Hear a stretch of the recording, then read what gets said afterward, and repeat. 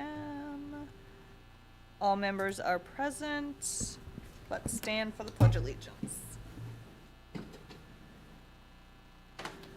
Pledge allegiance to the flag of the United States of America and to the republic for which it stands, one nation, under God, indivisible, with liberty and justice for all.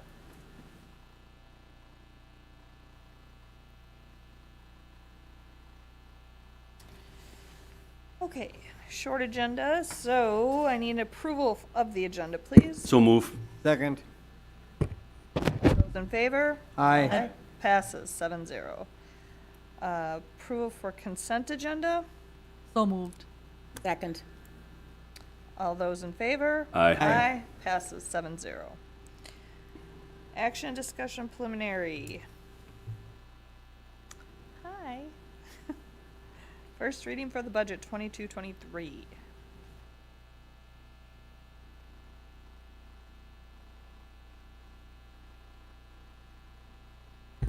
Okay, good evening. So at the last work session, I kind of gave an update on the budget for next year and this year and next year. And so this will be similar to that, those numbers, a little bit better. So I'll just start and then let me know if you have any questions. First of all, the 21-22 projected results. On the revenue side, we're going to come in a little bit higher than budget on the state aid. The federal revenue is slightly higher due to some federal COVID revenue, but that's offset by some higher expenses, some summer programming and so forth. Local revenue is quite a bit over budget, mainly due to activities and medical assistance revenue, which is positive. So overall, came in about $428,000 higher than the budget on the revenue. The expenses are a little bit of a different story, as I talked to you about 3 weeks ago. We're actually going to come in slightly higher than budget, I think, but most of this are grant expenses that are covered by revenue. So mainly our summer programs, we're going to be doing some tutoring, some field trips, those kinds of things, and it's all covered by a federal grant for the summertime. When I did my projected actual estimates, I tried to be somewhat conservative, but still realistic, so I hope that these will be better than I'm going to talk about tonight. Teacher sub costs, as I told you before, we're going to come in over budget with the COVID absences last year, and then a lot of teachers taking vacations and so forth. After the first of the year, there was a pent-up demand for sure for vacations, and so we also did have a reserve sub at each building, which we did the year before for COVID, because it was so hard to find subs, and we also ended up, of course, paying teachers to give up their prep. Nothing different. There's no different pattern to the teachers getting paid for their prep. It's about the same as it has been as far as a percentage as the last couple of years. I think towards the end of the year, teachers got pretty tired of giving up their prep to sub. We also had higher leaves than normal, and of course, when we do this, we have long-term sub costs as well as sick leave paid. So that's a kind of a double cost. We had higher license increases than budgeted. I think I talked to you before about the settlements for those groups and how difficult they were this year. Very difficult. As a matter of fact, I read yesterday that there's 214,000 job openings in the state of Minnesota, and the workforce participation is 5% lower than it was before COVID. So there's a real mismatch going on right now, and that's contributing to this. Custodian and custodial services, this was very difficult to project because of turnover, open positions, and we had to hire some outside custodial services, and obviously we needed to keep our buildings clean, and we did whatever we had to do that. Bus and van drivers, we added a lot of special ed routes. That varies from year to year, and that goes into the special ed formula, and we get most of that back the following year. But sub costs were very high because of a lack of the drivers. We actually ended up paying current employees, actually even overtime to drive some of those routes, because there was a couple days in November, I believe it was, when we thought we'd have to shut down school because we didn't have drivers. And so we ended up, paying some people to get licensed and then they would work outside of their work hours to drive bus for us, which we were very grateful for, by the way.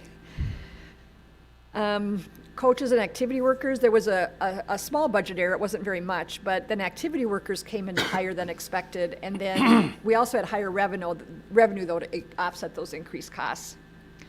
And year one insurance increase in employee contracts was about $92,000. That was a very, very large, big priority for the teachers and for the other groups. You always find out what the hot button is, and that was definitely the hot button for these groups this year. Unemployment insurance is $29,000 higher. I think you remember me talking about unemployment during COVID. We got a bill for $300,000, or it was very frightening. But federal grants took care of that some at the state level, so they ended up billing us only for about $43,000 of that. And I always have something in the budget, but that went over $29,000, and we will receive a levy adjustment for that in the future, so we will get that back. Utilities, we were over budget. I think I mentioned last time, not only the price increase, but also we had our air handlers running 24 hours a day due to COVID and trying to keep the air fresh in the rooms. We're not doing that any longer. I think we stopped that in the end of April, something like that. And then gas and diesel, that is, the diesel and gas prices. That's their own story. We did come under budget on a few areas, some repairs, staff development, mental health services. That's basically due to the inability to hire for open positions. We had 2 open mental health positions all year. We finally got one of them filled from Scott County in May, I believe. So we had open positions.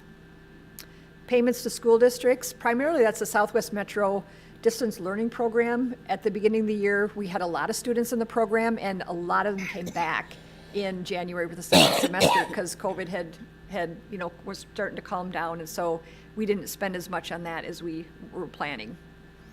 I did an additional indirect chargeback to nutrition services and curriculum. We came in a little over $100,000 under budget.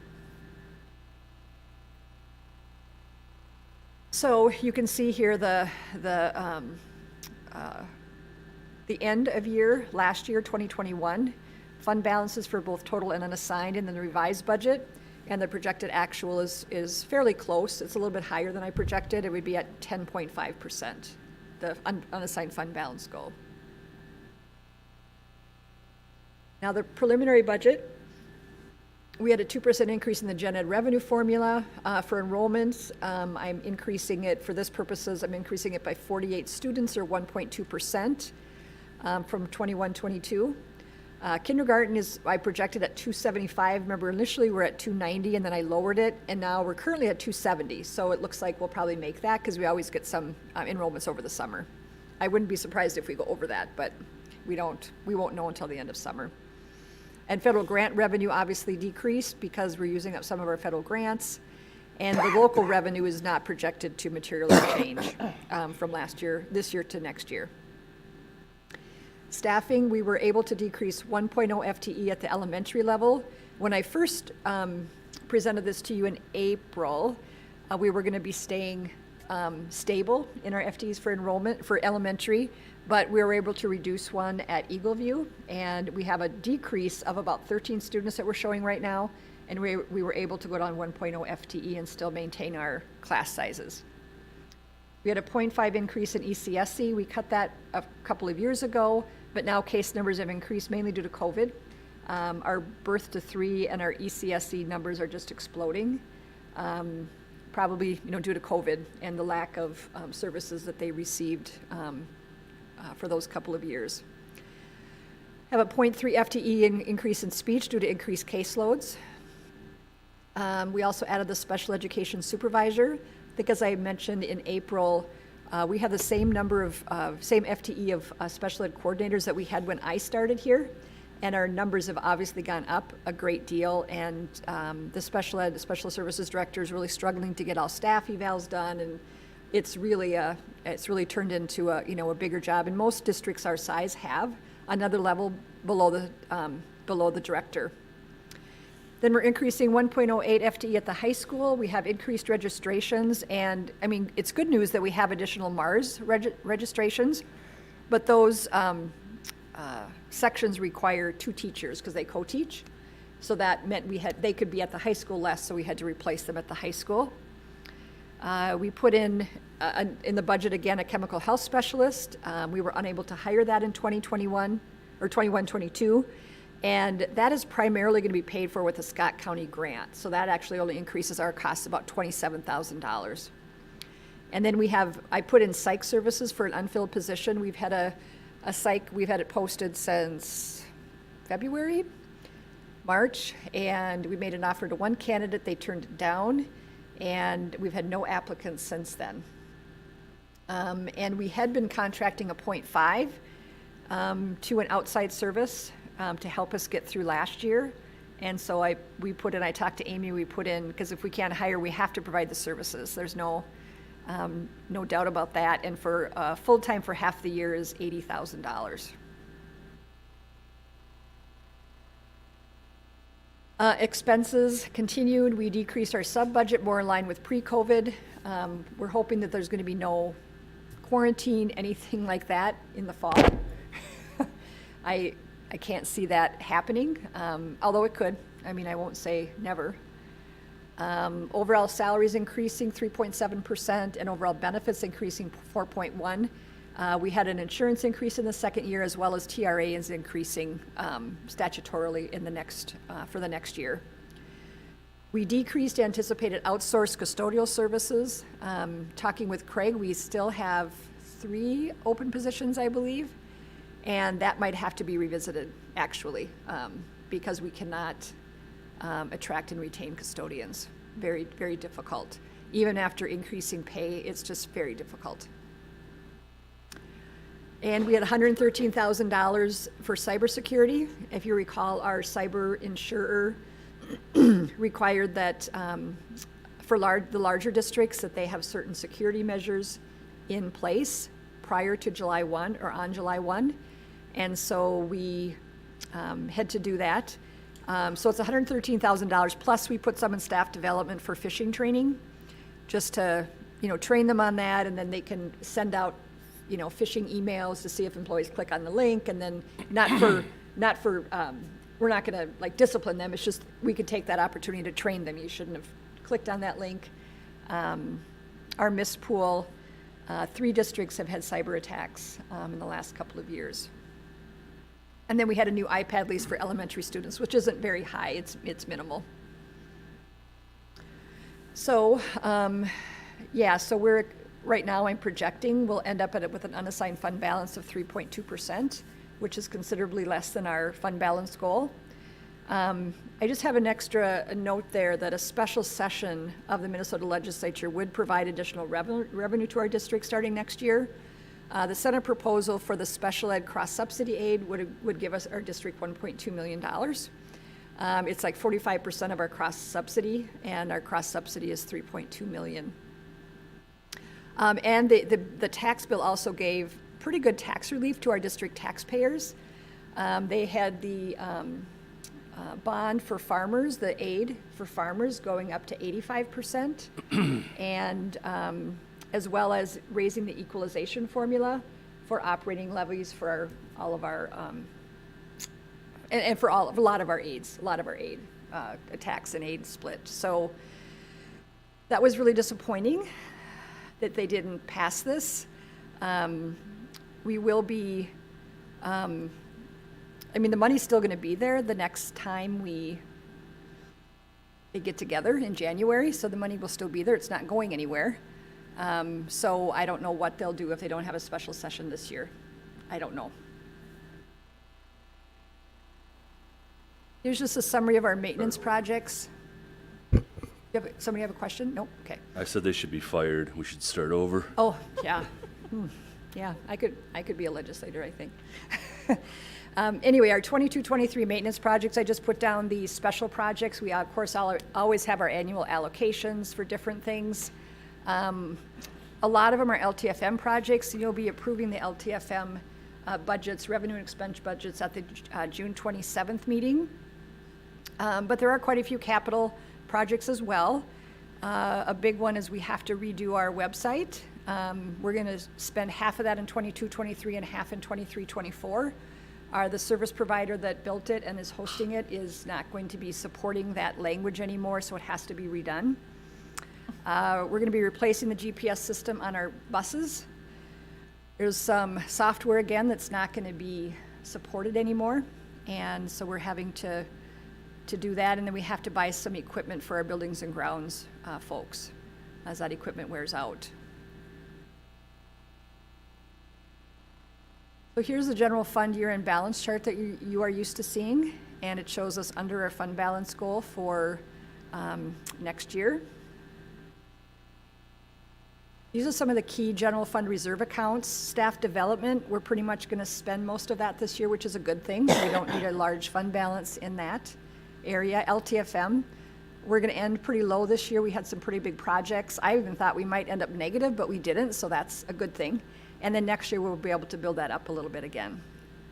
Operating capital, ending the year at $650,000 and probably spending that down a little bit next year.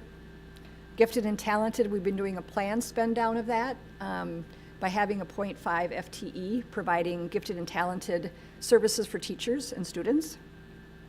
And then safe schools, basically what we buy with that is our SRO, and we do buy some equipment from time to time, but next year we don't really have any equipment being planned to spend, so we'll basically just be paying for the SRO and a little bit of equipment. The other funds I'm still working on. I'll be presenting those in June. And the next steps, June 27th, we'll have the preliminary budget approval, and it will include all funds. We are going to be hearing from some Baker Tilly folks tonight about our options for operating levy and capital projects levy. They're going to give that presentation when I'm done. In August, we have to finalize any requests we're going to make to the voters. September, we'll know our enrollment. October, we have audit results. November would be the levy vote, and then we'll have a final budget in December of 22. And I forgot, I think Tim wanted to make a few comments too. Well, yeah, obviously, I mean, COVID has impacted our district finances, you know, as Sandy mentioned, the enrollment loss. Even when you read about, talking about federal funds, I think I've told you this before, what we got based on the impact was a lot less than other schools. It was based on free and reduced lunch, the employee shortages, the contract settlements, and then just general inflation has all had a effect. But this year, I mean, we did whatever we could do to get by. And I think the other thing I need to mention too, we kept our class sizes low. I mean, as reasonable as we could. And,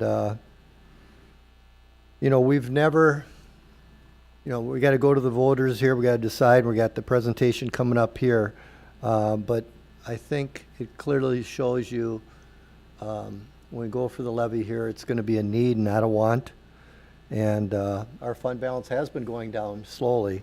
But it's obviously this past 2 years has really accelerated this faster than anticipated. So we got some big decisions to make here. Any questions at all?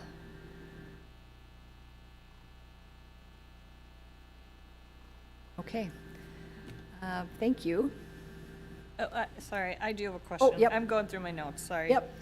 Go ahead. So, totally agree and support the extra sub in the building. I mean, because that only makes sense. But is that something that, I mean, makes sense that we should budget it in? Or continued, or? Yeah, I'm looking at that right now. I mean, it's an expense, but is it an expense that is a smart expense? Do you know what I'm saying? Yeah, I think, in the past, the reserve subs, we used to have one at elementary and one at secondary. And so it would rotate between buildings. And so they had something to do every single day. I mean, there was never a Right. time when they didn't have something. When you have one per building, there are some days that they don't have, a job. They're always saved for the last minute absences. Kid throws up in the middle of the night, they're calling in, putting their absence in. It's always saved for that to help fill in those last minute requests. Sometimes when you have one per building, it's not, they don't have work to do every day. We have put them into special ed classrooms to help, because special ed para subs are hard to find. That's a pretty expensive para sub, but it has saved us on many occasions. And then, you know, we tell them when we hire them that they are not guaranteed work every day, but I think it's hard to tell them just to go home. So I think they're struggling with that, so I've talked with them a little bit about that and said if we do that, we're gonna have to really rein that in a little bit, and see how we can utilize them. So I'll be working with them over the summer. We usually start hiring those in August. They don't start until mid to late September because we can usually hold on, you know, the first part of the school year, yeah. Are those So- subs under the teacher contract, or are those just on a separate Yep, they're on a hourly separate. basis? Yep, we don't require a teaching license, we just require a substitute teaching license. Okay. Yep, and basically they're paid $21 an hour and with very few benefits. So it's pretty cost effective, except if you're not using them every day, that's where it gets to be not a good thing. Right. Then is there, like, let's say we don't use them every day, is there, you know, a minimum hour we have to pay them for showing up, being there? Or do we call them in Probably as pay them an needed? hour. Yeah, we'd probably pay them an hour if they come in, but they could, many could probably be called before they even come in.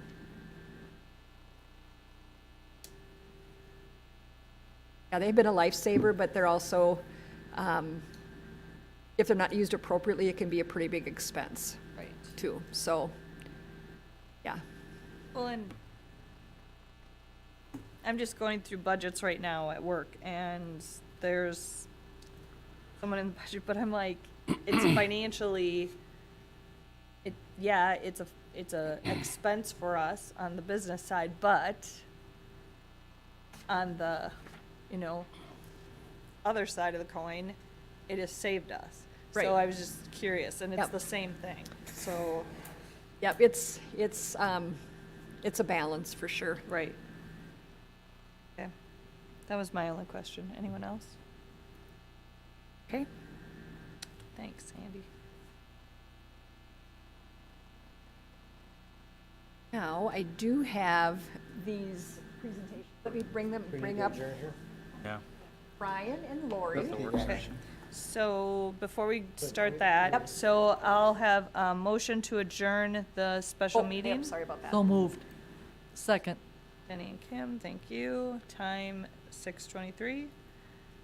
All those in favor? Aye. Opposed? Passes 7-0, 6:23. Sorry, Janelle, I was a little ahead. Okay. Very good. We have Ryan and Lori